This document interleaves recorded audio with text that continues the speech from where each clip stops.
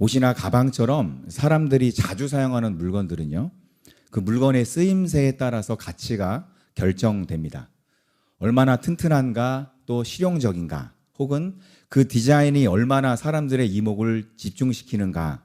그래서 실제로 그 주인이 그 물건이 그 주인에게 얼마나 실제로 사용 가치가 있느냐에 따라서 그 물건의 가격이 매겨지게 되죠.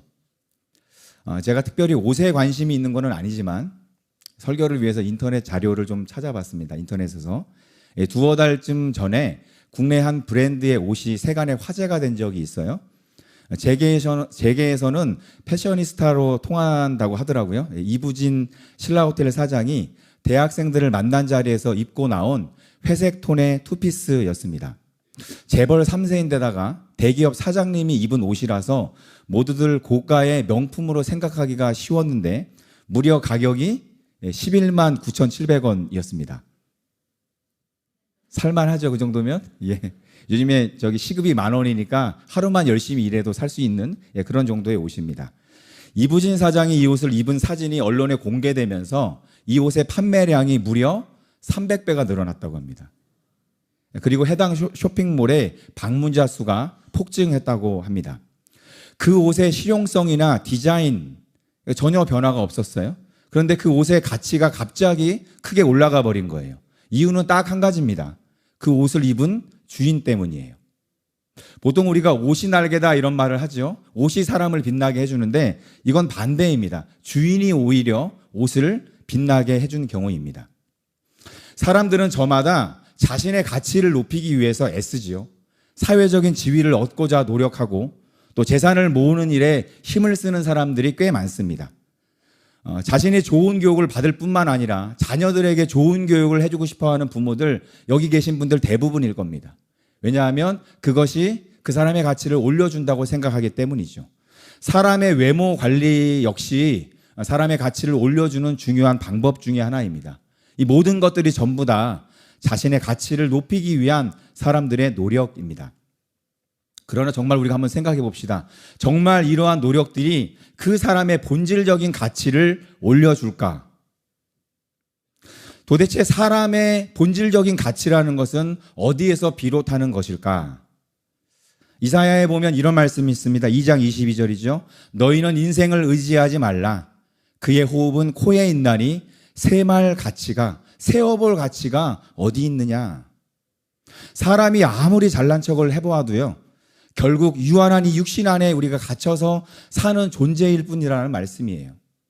그냥 하나님이 코를 좀 잠깐만 막아서 숨만 몇 분만 못 쉬게 해도요, 그냥 끝나는 게 인생입니다. 여러분 육신만 그렇습니까? 여러분 인간은 영적으로도요, 완전히 파산한 존재들이에요. 우리는 영적으로 정말로 무능한 존재들입니다. 예레미야 13장 23절이죠. 구스인이 그의 피부를, 표범이 그의 반점을 변하게 할 수 있느냐? 할 수 있을진데 악에 익숙한 너희도 선을 행할 수 있으리라. 이 말씀이 보여주는 대로요, 하나님이 보시기에 우리 인생들은 본질상 죄인이기 때문에 우리 자신의 힘으로는 절대 의인이 될 수 없습니다. 그래서 사람의 눈으로 보면요, 우리가 좋은 사람이 있고 나쁜 사람이 있어요. 어리석은 사람이 있고 지혜로운 사람이 있습니다. 멋진 사람, 그렇지 못한 사람이 분명히 사람들 눈에는 구별이 돼요. 그런데 하나님 보시기에는요, 이런 구분이 무의미합니다. 그냥 하나님 보시기에 다 우리는 죄인이에요. 아무것도 아니죠. 여러분, 그런 우리 인생들이 존귀하게 가치 있게 될 수 있는 방법이 있을까? 상당히 회의적이지 않습니까? 우리가 우리 자신을 생각해 볼 때 우리가 정말로 가치 있는 존재가 되는 것이 가능할까? 상당히 우리가 회의적입니다. 그러나 결론부터 말씀드립니다. 우리가 누구에게 쓰임받느냐에 따라 그건 달라질 수 있다는 거예요. 대기업 사장님이 입어서 가치가 올라가 버린 그 옷처럼 우리가 누구에게 사용되느냐에 따라서 우리 인생의 가치가 결정되는 것입니다. 얼마 전에 제가 성경을 읽어나가는 중에 오늘 본문 말씀을 딱 다다랐는데 갑자기 눈물이 막 쏟아지는 거예요. 주님의 분명한 음성이 이 본문을 통해서 제 양심에 깊이 들려왔기 때문입니다. 주님께서 저를 얼마나 귀중하고 영광스러운 존재로 만들어 주려고 시도하셨는가. 그 하나님의 마음이 너무나 느껴졌어요. 그러나 그것에 비해서 제 자신이 얼마나 하나님의 호의를 번번이 거절하면서 살았는가가 제 인생의 파노라마가 이렇게 보여져서 너무 하나님 앞에 죄송한 마음이었습니다. 오늘 저는 여러분과 함께 이 본문의 말씀을 찬찬히 살펴보면서 하나님께서 우리 각자에게 어떤 마음을 가지고 계시는가, 그걸 좀 다시 한번 새겨봤으면 좋겠습니다. 하나님의 마음을 알아야 우리가 그것에 제대로 반응할 수 있잖아요. 하나님이 어떠한 마음으로 여러분들을 보고 계시는가, 우리가 우리를 보는 것과 전혀 다르다는 것이죠. 오늘 본문의 주인공은 아시다시피 선지자 예레미야입니다. 예레미야와 같은 선지자들은요, 주님으로부터 받은 메시지를 선포하는 사람들이죠. 그런데 그들이 주님으로부터 받은 메시지의 형태는 참 다양해요. 주님의 음성을 들을 수도 있고요, 환상을 볼 수도 있고, 또 꿈을 꾸는 경우도 있습니다. 그런데 오늘 본문에서는 좀 다른 형태죠. 어떤 상징적인 행위를 통해서 주님께서 그 당시 유다인들에게 어떤 말씀을 하고 계십니다. 내용은 이런 내용이죠. 주님께서 예레미야에게 시장에 가서 배로 만든 띠를 사서 사용해라, 이렇게 명령하십니다. 물론 여기서 말하는 배띠는 우리가 생각하는 그런 허리띠가 아니라 이 허리에서부터 무릎까지 내려오는 일종의 속옷이라고 그러더라고요. 근데 물론 그렇긴 한데 우리가 이해하기 쉽게 하기 위해서 그냥 띠라고 오늘은 제가 말씀드리겠습니다. 그래도 별로 메시지엔 차이가 없어서 주님께서 이 띠를 사서 사용하라, 이렇게 말씀하시면서 한 가지 당부사항을 주시지요. 절대로 물에 적시지 말아라. 그 말씀대로 예레미야가 순종하여서 배띠를 사서 잘 사용하고 있었습니다. 근데 며칠이 지나서 주님께서 다시 말씀하시죠. 유브라데 강가에 가서 그 띠를 숨겨둬라. 예레미야 또 순종했어요. 자기가 사용하던 그 띠를 유브라데 강가에 가서 그것을 숨겨두었습니다. 더 이상 이제 사용하지 않았던 거죠. 그리고 또 며칠이 지났어요. 다시 주님께서 말씀하십니다.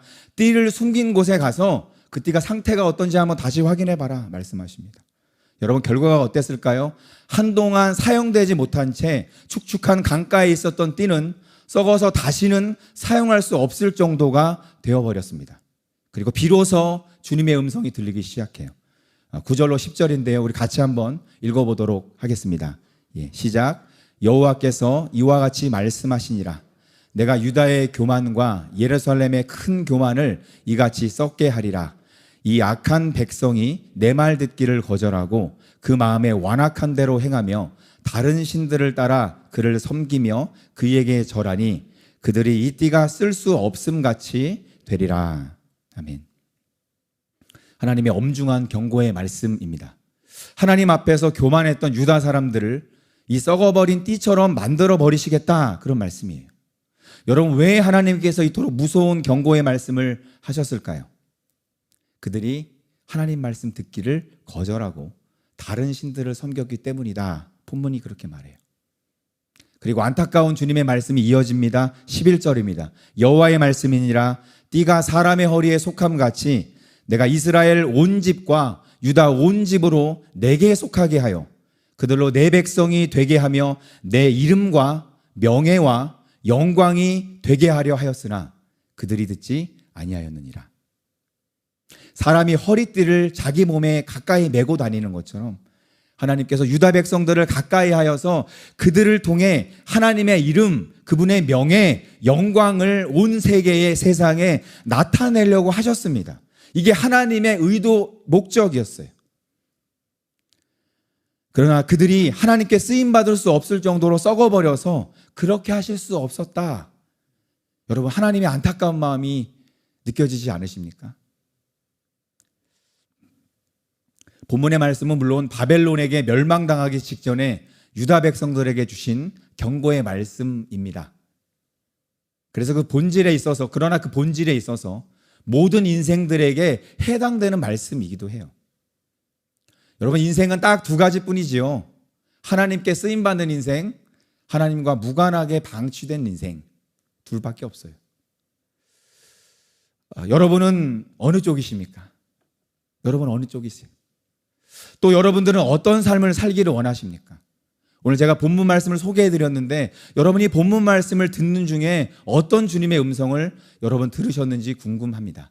세 가지로 오늘 말씀을 좀 나눠보려고 합니다. 첫 번째로 한번 따라해 보겠습니다. 우리는 하나님께 쓰임 받기를 갈망해야 합니다. 누군가가 여러분의 이름을 불러주고 여러분을 필요로 한다면 여러분 마음이 어떠실 것 같으세요? 그 정도가 너무 지나치면 부담될 수 있어요. 이렇게 설교하는 사람들 특히 그래요. 근데 그럼에도 불구하고 그래도 아무도 여러분을 불러주지 않은 편보다는 그게 훨씬 좋을 겁니다. 누군가 여러분을 찾아준다는 것, 누군가 여러분들을 필요로 한다면 그게 참 영광스럽다라고 느낄 수도 있습니다. 사람은 누군가가 불러주고 누군가가 찾아줄 때 자신이 가치 있다고 느낄 수 있습니다. 그런데 여러분, 사람들이 찾아줘도 영광스러운데 만왕의 왕이신 하나님께서 여러분을 찾아주시고 여러분의 이름을 불러주신다면 여러분 그처럼 영광스러운 게 또 어디 있겠습니까? 요즘에 제가 자꾸 감성적으로 바뀌는 것 같아요. 그래서 우리 말씀을 준비하는데 어떤 시가 생각났습니다. 김춘수 시인의 꽃이라는 유명한 시, 여러분 아시죠? 오늘부터 아시기 바랍니다. 예. 내가 그의 이름을 불러주기 전에는 그는 다만 하나의 몸짓에 지나지 않았다. 내가 그의 이름을 불러주었을 때 그는 나에게로 와서 꽃이 되었다. 우리들은 모두 무엇이 되고 싶다. 너는 나에게, 나는 너에게 잊혀지지 않는 하나의 눈짓이 되고 싶다. 막 간지러우신가요? 낯간지러우신가요? 여러분 이 시를 그냥 한 시인의 시다 생각하지 마시고 주님께서 여러분들에게 하는 고백이라고 생각해 보세요.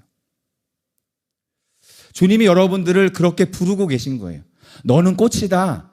그냥 들꽃, 들에 핀 꽃, 그래서 이름도 모른 채 그냥 없어지는 그런 꽃이 아니라 내가 가장 아끼고 내가 가장 가까이에 두고 싶은 그러한 꽃이야. 주님이 여러분을 그렇게 불러주신다면 어떤 일이 벌어져요? 그때 비로소 우리가 가치 있게 되는 거예요. 아, 내가 이토록 귀한 존재였구나. 내가 뭘 가져서, 내가 뭘 뛰어나서 그래서 내가 가치 있는 게 아니라 주님이 불러주시기 때문에 그래서 가치 있는 거예요. 내 자신으로는 아무것도 아니지만 나를 불러주시고 주님의 그 일에 나를 사용해 주시는 하나님 때문에 그때 비로소 우리가 귀한 존재가 되는 거예요. 여러분 우리가 초라한 인생이 되느냐 아니면 빛나고 존귀한 인생이 되느냐 이걸 결정하는 건 하나님께 쓰임받느냐 쓰임받지 못하느냐 여기에 달려 있어요. 우리가 아무리 좋은 자질을 가지고 좋은 조건이 인간적으로 있다고 하더라도요 하나님과 무관하고 하나님의 은혜에서 벗어난 자리에 내가 있다면 우리의 인생은 해를 더할수록 날이 더할수록 그 사람의 인생은 참 초라해질 수밖에 없습니다. 그러나 하나님께서 그를 매번 찾아주신다면 하나님께서 그와 함께 하시다는 증거가 시간이 갈수록 나타난다면 그 사람은 빛이 나는 거예요. 그 사람이 영광스러워지는 것입니다. 예레미야가 시장에서 구입한 이 배로 만든 띠는 그 자체로는 아무런 변화를 경험하지 못합니다. 그러나 그 띠가 주인의 허리에 둘렸을 때 갑자기 그 가치가 달라지는 거예요. 그 주인이 영광스러운 만큼 그 띠도 영광스러워지는 것이죠. 그러나 반대로 유브라데 강가에 방치되었을 때 그 띠는 더 이상 아무런 가치를 가지지 못하게 됩니다. 그 띠는 낡아서 닳아질 때까지 주인과 함께 어디를 가나 쓰임받는 물건이 될 수도 있고요. 반대로 주인의 눈밖에 나서 알 수 없는 곳에서 방치된 채로 그냥 썩어 없어질 수도 있는 것입니다. 여러분들 중에는 그렇게 생각하실 수도 있어요. 야, 내가 꼭 하나님께 쓰임 받아야 되나? 그냥 하나님 이렇게 믿고 이렇게 좋은 교회 다니면서 하나님의 은혜를 받으며 하나님 주시는 그 복을 내가 누리면서 평범하게 신앙생활을 하는 것도 너무 좋다. 제가 참 많이 생각했던 생각이에요. 이 말을 안 하려고 그랬는데. 예. 근데 그런 생각이 있을 때 주님께 쓰임받는 거에 그렇게 목말라 하지 않더라고요. 하나님 써주시면 좋지만 그렇게 내가 애타게 그 사명을 내가 감당하고 싶다 이런 생각을 못하게 됩니다. 그리고 이런 생각은 대개의 경우 그 자신을 하나님께서 부르신 그 자리에서 벗어나게 만듭니다.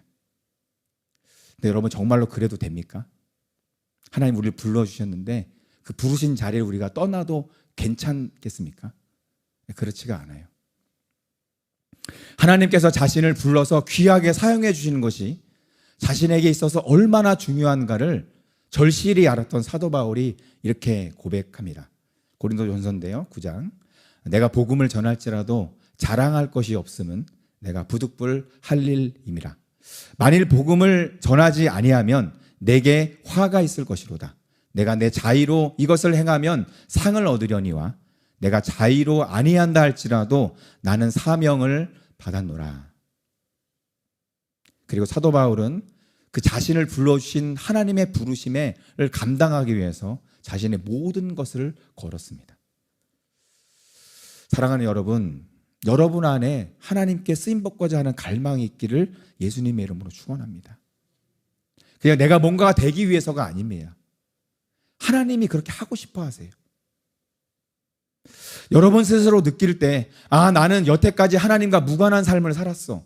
하나님의 계획, 나 그런 거 모르겠어. 나는 완전히 방치된 채로, 하나님께 방치된 채로, 망가진 채로 내 인생을 나는 살고 있어. 이렇게 느끼는 분이 있을 수도 있습니다. 근데 여러분, 아니에요. 하나님 언제나 마음을 여시고 여러분을 기다리고 계십니다. 내가 너를 쓰고 싶다. 내가 너를 이용하는 게 아니라 내가 너를 사용하고 싶다. 나의 영광이 너를 통해서 나타나서 너도 존귀하게 되는 걸 내 아버지는 내가 원하기 때문이다. 이게 하나님 아버지의 마음이에요. 하나님, 내 인생 이대로 방치하지 마시고 나를 하나님의 가장 가까운 곳으로 불러서 나를 가장 귀중하게 사용하여 주옵소서.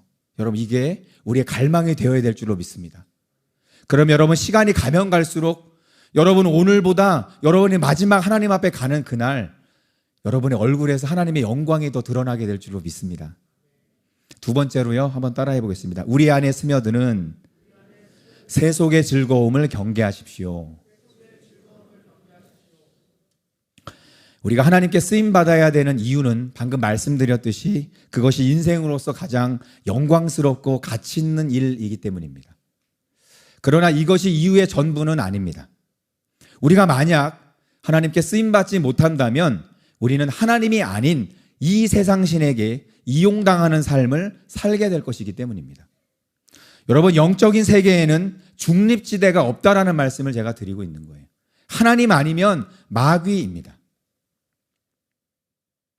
오늘 본문 말씀 바로 뒤에는 그러므로 라는 말로 시작되는 또 다른 예언의 말씀이 이어져요. 그러므로 라는 접속사가 보여주는 것처럼 지금 소개해드리는 이 내용은 하나님께 쓰임받지 못한 인생, 하나님이 방치해버린 공동체가 어떻게 되는지를 보여주는 그런 예언의 말씀입니다. 제가 읽겠습니다. 12절로 14절인데요. 그러므로 너는 이 말로 그들에게 이르기를 이스라엘의 하나님 여호와의 말씀에 모든 가죽 부대가 포도주로 차리라 하셨다 하라.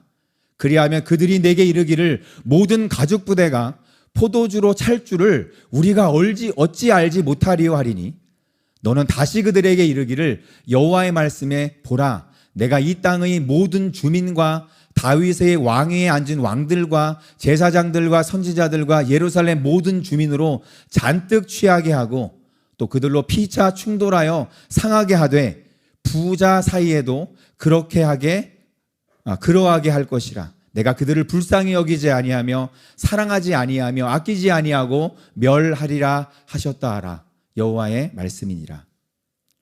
주님께서 예레미야에게 모든 가죽 부대에는 포도주가 가득 채워진다라는 당시의 속담을 사람들에게 말해주라 이렇게 명령하셨어요. 그러면 사람들은 이렇게 반응할 거라는 거죠. 당연히 가죽 부대에 포도주가 담기지 뭐가 담기겠어? 그거 몰라서 우리가 그걸 모른다고 생각하십니까? 이렇게 무심하게 반응할 거라는 거예요. 그러면 다시 말해주라는 겁니다. 그게 바로 너희들의 미래가 될 거다. 사람들이 술에 취해 방탕한 삶을 살고 그로 인해 다툼이 일어나면서 서로를 해치게 될 것이다. 그런 예언의 말씀입니다. 심지어 가장 가깝고 서로 사랑해야 될 아버지와 아들이 서로 충돌하여서 항아리가 깨지는 것처럼 가죽 부대가 부딪히는 것처럼 서로 충돌하여서 서로를 해치게 될 것이다.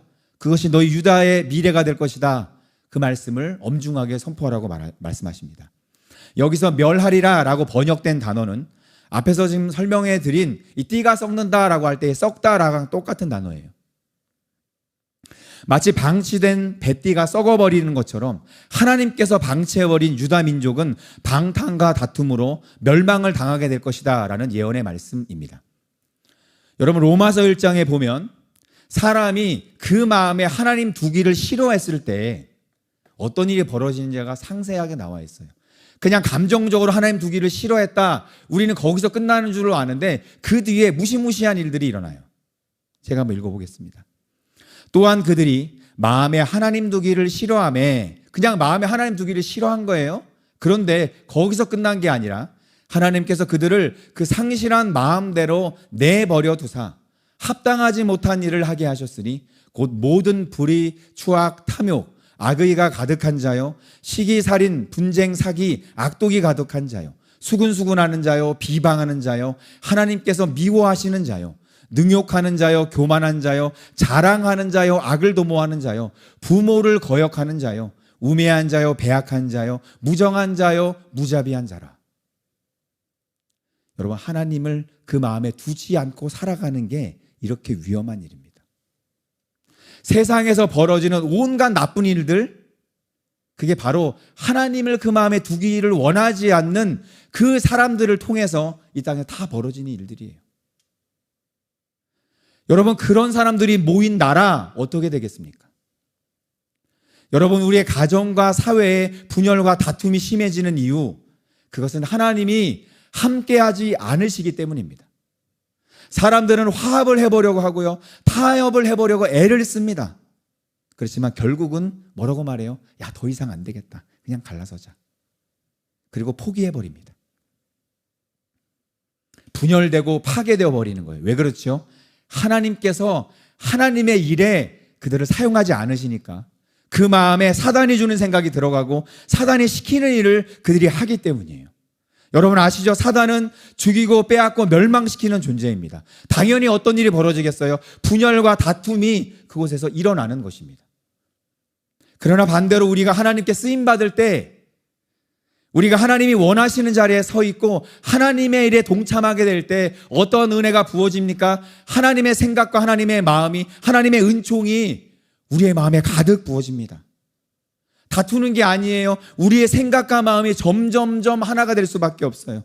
나의 뜻을 주장하는 사람들이 점점 사라집니다. 그리고 하나님의 뜻 안에서 하나 되는 역사가 일어나는 거예요. 당연히 서로를 사랑하는 마음, 서로를 이해하는 마음, 그 마음이 커져가서 시간이 갈수록 우리 자신은 물론이고 우리가 함께한 곳이 영광스럽게 변하게 되는 것입니다. 여러분, 왜 많은 사람들이 사랑하는 교회에 와서, 지난 우리 특별기도회 때도 박세훈 목사님이 자기 친구 이야기를 하시는데, 왜 사랑하는 교회에 오시는 많은 분들이 충격을 받으시고 이 예배에 와서 예배를 드리고 사역을 받으면서 사랑을 느끼고 행복하다라고 고백을 하는 줄 아세요? 그건 하나님이 우리 교회를 사용하시기 때문이에요. 우리가 하나님 마음에 하나님 두기를 원하기 때문에 하나님이 임하여 주시고 하나님이 우리를 사용하시기 때문에, 여기에는 우리 목회자들과 사역자들과 우리 모든 성도님들을 사용하시기 때문에 그분들이 와서 충격을 받고 하나님을 느끼는 것입니다. 우리는 모두 다 가죽 부대일 뿐입니다. 우리 안에 무엇이 담기느냐에 따라 우리는 존귀한 존재가 될 수도 있고 초라한 존재가 될 수도 있는 것이지요. 그래서 우리가 갈망해야 돼요. 주님, 제발 저를 방치하지 말아주세요. 주님, 저도 주님의 일에 좀 끼워주세요. 저에게 주님의 뜻을 말씀하시고 주님의 일에 나도 쓰임받는 그런 사람 되기 원합니다. 이게 우리의 기도여야 해요.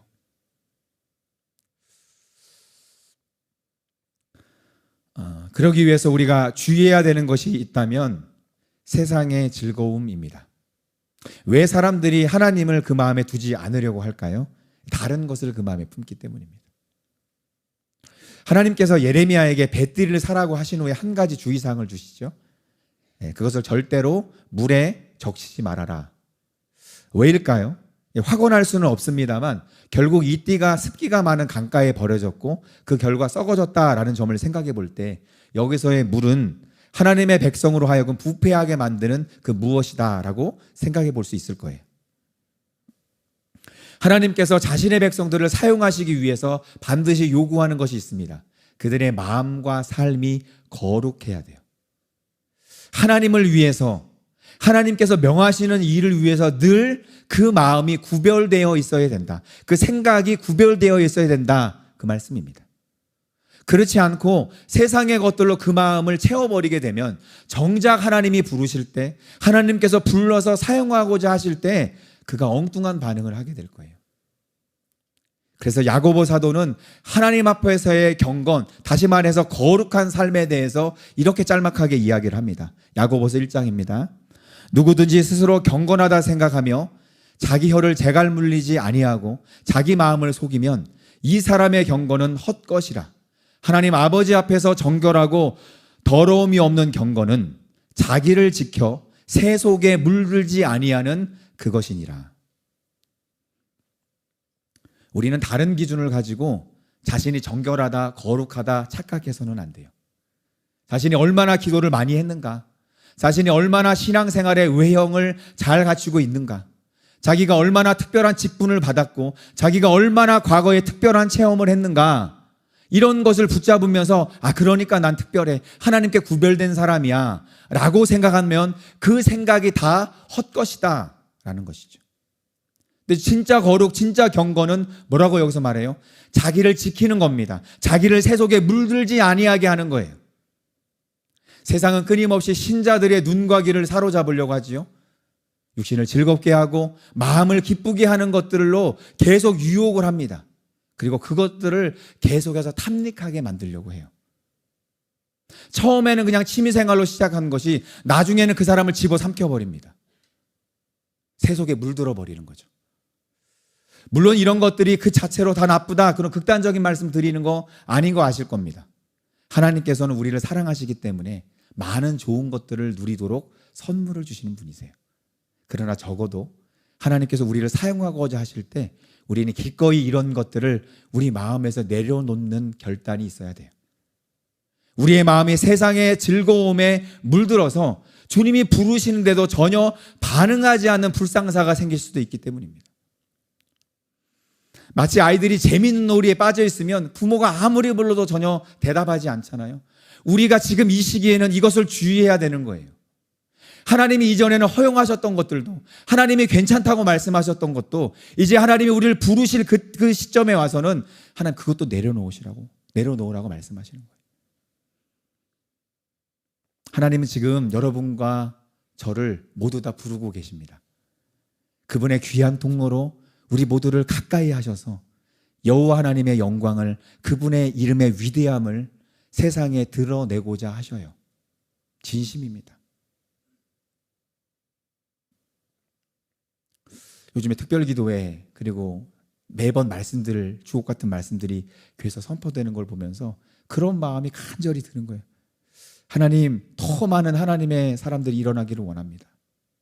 하나님이 정말로 사용하실 수 있는 귀한 하나님의 사람들이 우리 교회 안에서, 목사님들 안에서, 사역자들 가운데서, 하나님 많은 성도님들 가운데서 일어나기를 원합니다. 하나님, 지금 있는 하나님의 사람들로 우리가 너무나 부족합니다. 엊그저께 우리 데니 목사님이 이렇게 말씀을 전하시는데 본인 스스로에도 이렇게 말씀하시는 게 충격이기도 했지만 제 마음속엔 다른 말로 들리더라고요. 너도 빨리 좀 죽어. 제발 너도 빨리 좀 죽어라. 내가 좀 사용할 수 있게. 더 많은 하나님의 사람을 하나님 필요로 하고 계셔요. 그게 하나님의 진심이고 하나님이 온 땅에 영광을 드러내셔야 되는데 그 통로들을 찾고 있는 것입니다. 우리가 게으를 수 없고 우리가 나태할 수 없고 세상에 마음을 줄 수 없는 이유가 그래서 그런 것입니다. 그래서 우리의 마음이 더 철저하게 구별되어야 됩니다. 여러분의 눈과 귀로 들어오는 것들을 주의하십시오. 새 속에 여러분의 마음이 물들지 않도록 자기를 지키십시오. 그러면 하나님께서 여러분과 저를 가장 존귀하게 사용해 주실 줄로 믿습니다. 세 번째로요, 한번 따라해 보겠습니다. 여러분의 영적인 귀를 점검하십시오. 이 세상에 수많은 사람들이 살아가지만 그 중에서 하나님께 쓰임받는 영광을 누리는 사람은 그렇게 많지 않습니다. 그래서 우리가 뭔가 그런 사람들은 특별한 사람들만, 원래 태생적으로 특출난 그런 사람들만 하나님 쓰신다라고 우리가 생각해요. 그러나 본문을 보면 그렇지 않습니다. 오늘 본문의 마지막 절이에요. 여호와의 말씀이니라 띠가 사람의 허리에 속함 같이 내가 이스라엘 온 집과 유다 온 집으로 내게 속하게 하여 내 이름과 명예와 영광이 되게 하려 하였으나, 하나님께서 자신의 영광을 드러내기 위해 사용하겠다라고 한 대상은 이스라엘 백성 전체였어요. 특별한 소수의 사람들이 아니었다는 겁니다. 그러면 우리는 당연히 이런 질문을 할 수 있죠. 그러면 하나님 그들을 사용하시면 되지 도대체 왜 자신의 백성들을 이렇게 방치하셨습니까? 원래 계획하신 바대로 그들을 당신의 가장 가까이에 두시고 귀중하게 사용하시지 왜 그들을 그냥 버려두셨습니까? 그 이유를 10절의 말씀이 잘 보여주는데요. 제가 세 번역으로 읽어보도록 하겠습니다. 이 악한 백성은 나의 말 듣는 것을 거부하고 자기들의 마음에서 나오는 고집대로 살아가고 다른 신들을 쫓아가서 그것들을 섬기며 경배함으로 이제 이 백성은 전혀 쓸모가 없는 이 띠와 같이 되고 말 것이다. 여러분, 하나님께서 그들을 방치하신 이유를 한마디로 말하면 그냥 말을 안 들어서예요. 말을 안 들어서. 방금 말씀에서는 듣기를 거부했다 이렇게 말하고 있죠. 여러분, 우리도 누군가가 우리의 조언을 전혀 안 듣고 자기 뜻대로만 하려고 하면 우리가 어떻게 하죠? 그냥 포기하죠. 우리가 할 수 있는 일이 아무것도 없기 때문이에요. 하나님 역시 마찬가지셨어요.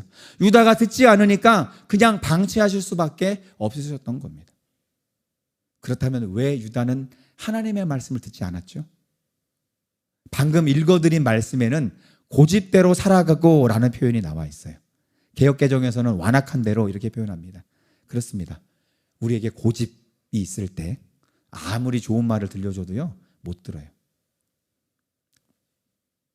영적인 귀가 가리워지는 이유는 바로 우리 안에 있는 고집 때문입니다.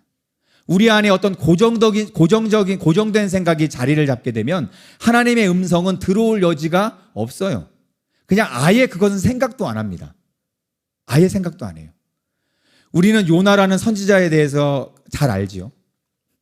구약에 등장하는 대부분의 선지자들이 하나님께 대해서 갖는 기본적인 태도가 있어요. 그것은 바로 순종입니다. 하나님 뭘 말씀하시는지 선지자들은 예 주님 이렇게 반응해요. 그러나 요나는 불순종의 대명사입니다. 하나님께서 아수르의 수많은 영혼들에게 긍휼을 베풀고자 하시는 그 뜻을 품으시고 그 일에, 그 귀중한 일에, 그 영광스러운 일에 사용하고자 하셨던 인물이 바로 요나였어요. 그러나 그는 그 고귀한 기회를 내팽개치고 하나님 앞에서 스스로 숨으려고 했습니다. 여러분 아시는 대로 요나는 일어나 니느웨로 가서 말씀을 선포하라 라는 하나님의 명령에 정반대로 행동하죠. 일어나서 배가 있는 욥바로 내려갑니다. 거기서 배로 다시 내려가요. 배에서도 배 밑창으로 또 내려갑니다. 그리고 오늘날의 스페인인 다시스로 도망을 가려고 해요. 왜 그런지 아세요? 그곳은 하나님의 말씀이 안 들리는 곳이라고 착각했던 거예요. 거기 가면 하나님이 더 이상 말씀하지 않을 거라고 생각했어요. 하나님에게서 숨으려고 했던 거죠. 왜 그래요? 유다의 원수가 되는 니느웨는 마땅히 벌을 받아야지 라는 이 고집스러운 생각을 그가 포기하고 싶지 않았기 때문입니다. 자꾸 하나님이 말씀하시니까 듣고 싶지 않은 거예요. 제발 말씀하지 마세요, 하나님. 저 듣기 싫습니다. 사실 하나님은 상당히 자주 우리를 부르시죠. 우리의 귀를 열어서 하나님의 뜻을 알려주시고 우리가 그 뜻에 사용되기를 원하셔요. 그것이 우리 인생에게 가장 영광스럽기 때문입니다. 그것이 우리 인생에 가장 유익이 되기 때문이에요. 그러나 우리들 중에 많은 분들이 그분의 음성을 잘 듣지 못합니다. 아니, 듣기는 듣는데 못 들은 척 하는 경우도 있어요. 왜냐하면 하나님의 음성은 지극히 육신적인 우리의 생각과 반대가 되기 때문입니다. 예레미야 13장 9절로 10절에 이렇게 말해요. 여호와께서 이와 같이 말씀하시니라 내가 유다의 교만과 예루살렘의 큰 교만을 이같이 썩게 하리라. 이 악한 백성이 내 말 듣기를 거절하고 그 마음에 완악한 대로 행하며 다른 신들을 따라 그를 섬기며 그에게 절하니 그들이 이 띠가 쓸 수 없음 같이 되리라.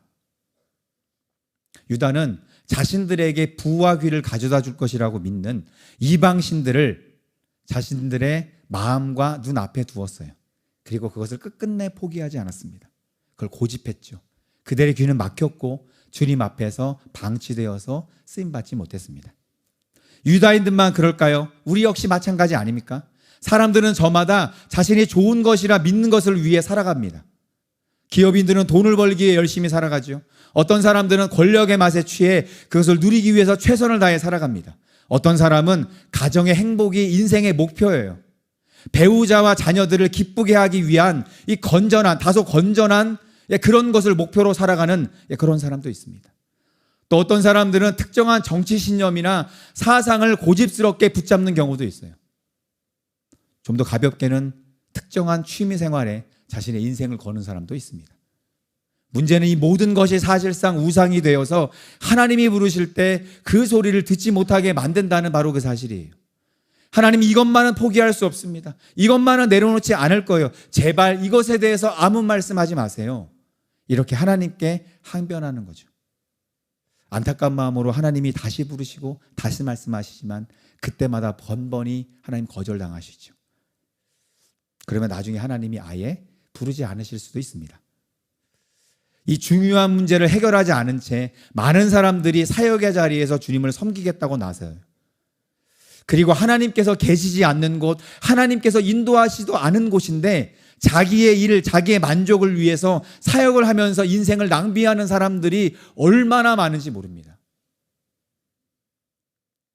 그러나 우리가 우리의 꿈이라고 여기는 것들을 진짜로 내려놓을 때 주님은 비로소 우리에게 말씀하실 수 있습니다. 그리고 그분이 가시는 곳마다 우리를 데리고 가실 거예요. 그분이 가는 곳마다 함께 하시면서 우리를 귀중하게 사용해 주실 줄로 믿습니다. 사랑하는 여러분, 여러분들이 추구하고 있는 것들에 대해서 잠시 좀 생각해 보세요. 어제도 추구했고 오늘도 추구했고 한 달 전에도 1년 전에도 10년 전에도 한결같이 추구해 오면서 한 번도 의심하지 않았던 게 있으면 한번 다시 생각해 보세요. 그것이 정말로 주님으로부터 온 꿈인가? 만약 그것이 주님께서 내게 원하시는 목표가 아니라면 멈추어 서서 주님께 도움을 구하세요. 그분이 여러분의 삶을 통해 이루고자 하시는 꿈이 무엇인지를 그리고 물어보셔야 됩니다. 그러면 주님이 도우실 거예요. 그분은 여러분들을 인도하여서 가장 영광스럽고 아름다운 삶을 살게 하실 줄로 믿습니다. 그래서 여러분 모두가 아름답게 주님께 쓰임받는 복된 여러분 되시기를 예수님의 이름으로 축원합니다. 말씀을 맺겠습니다. 찬송가 355장은 부름받아 나선 이 몸이라는 찬송가가 있어요. 가사를 제가 좀 읽어드리겠습니다. 부름받아 나선 이 몸 어디든지 가오리다. 괴로우나 즐거우나 주만 따라 가오리니 어느 누가 막으리까 죽음인들 막으리까 어느 누가 막으리까 죽음인들 막으리까 아골골짝 빈들에도 복음 들고 가오리다. 소돔 같은 거리에도 사랑 안고 찾아가서 종의 몸에 지닌 것도 아낌없이 드리리다. 종의 몸에 지닌 것도 아낌없이 드리리다. 존귀 영광 모든 권세 주님 홀로 받으소서. 멸시천대 십자가는 제가 지고 가오리다. 이름 없이 빛도 없이 감사하며 섬기리다. 이름 없이 빛도 없이 감사하며 섬기리다.